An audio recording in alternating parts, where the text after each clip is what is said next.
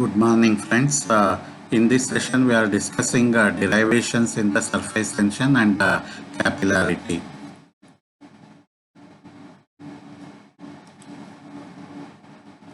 So before going to the derivations in surface tension, we'll see how the surface tension is created.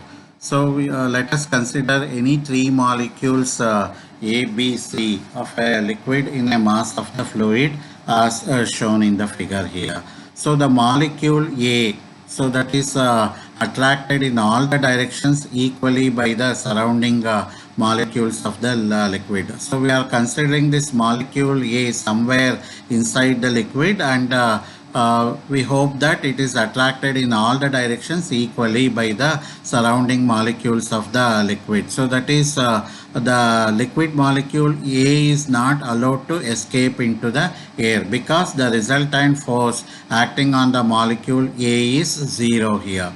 But molecule B, so that is situated near to the free surface, so that is acted upon by both upward and downward forces, which are now unbalanced. So the net resultant force on the molecule B is acting in the downward direction because it is partially exposed to the air, and major part of the molecule B is drowned inside. So that is the attraction by the surrounding water molecules is more than the force offered on the molecule B by the air molecules will be less. So that's why the net resultant force acting on the molecule B is acting in the downward direction.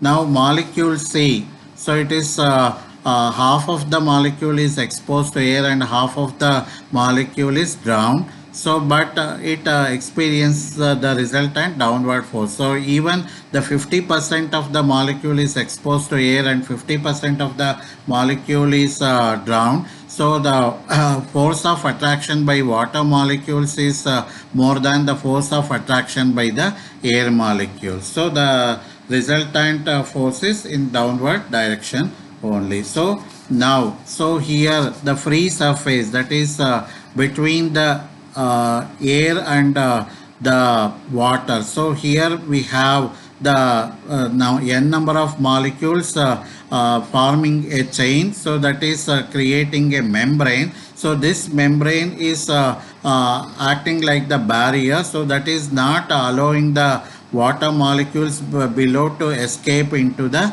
air. So this membrane, which is offering tensile force on the water molecules present below, so will be called as the surface tension.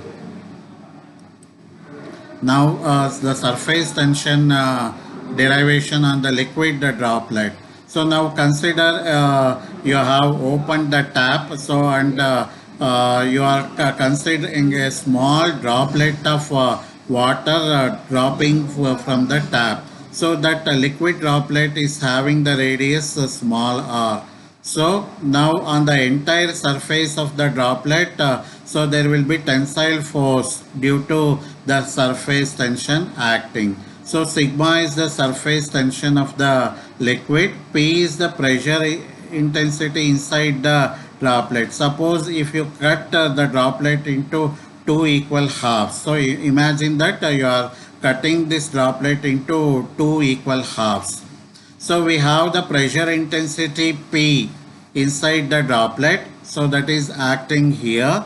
So that is on the water droplet surface, and small d is the diameter of the droplet. See here the surface tension sigma is acting on the circumference of the droplet. So the surface tension is acting away from the droplet, whereas the pressure intensity is acting on the droplet. So now the forces acting on one half of this droplet. So one is the tensile force because of the surface tension acting on the circumference of the droplet cut. So we have sigma, that is the surface tension into circumference, because surface tension is acting on the circumference as you observe here. So we have now sigma into pi d. So that is the circumference. Now the pressure intensity acting here in the third picture. So that is picture C. So the pressure force is acting on the area of the droplet. So now here it is P into pi d square by 4. So P is the pressure intensity into area. So pressure intensity is equal to force by area. So force is equal to pressure intensity into area. Now to keep the equilibrium condition holding good, so the two forces will be considered as equal and opposite. So P into pi d square by 4 will be equated to sigma into pi into d. So on simplifying, we are getting P, the pressure intensity, as 4 sigma by d.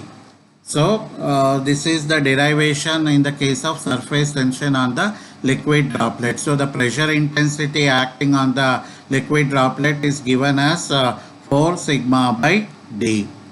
So then we have here the surface tension on a hollow bubble. So the same droplet case we are considering here. Now instead of droplet having some diameter, we are considering a hollow bubble like soap bubble.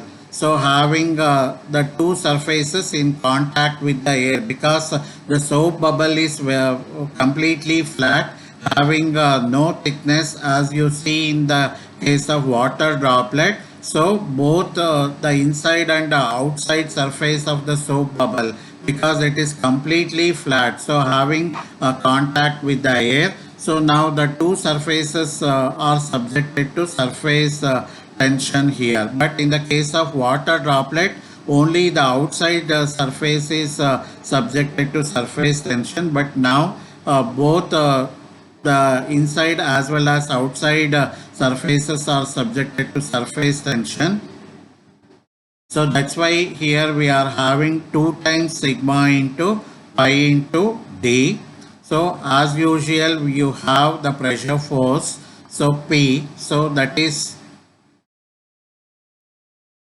we have here P into pi d square by 4, as we see in the earlier case, that is the pressure force on the area given as P into pi d square by 4.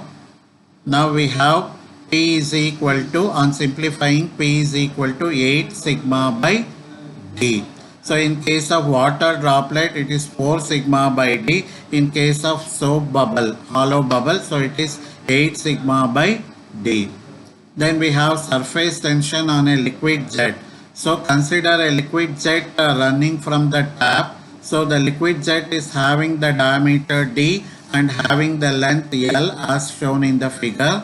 So we are considering that liquid jet into 2 equal halves, showing sigma surface tension acting on the circumference of this liquid jet. So P is the pressure intensity inside the liquid jet.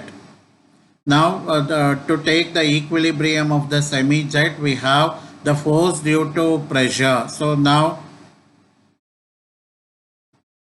pressure is acting on this area L into D, considering this as a rectangular surface. So the area of the liquid jet is now L into D. So the pressure acting on this liquid jet is P. So the pressure force is now pressure into area. So pressure is considered as P and the area of the semi jet as L into D. Now the force due to surface tension acting on the circumference of the liquid jet. So the surface tension is acting on the length of this liquid jet on both sides. So this is 1 L and this is another L. So it is totally 2 into L. So it is sigma into 2L. So equating the two forces, pressure force and the surface tensile force, we are getting P is equal to 2 sigma by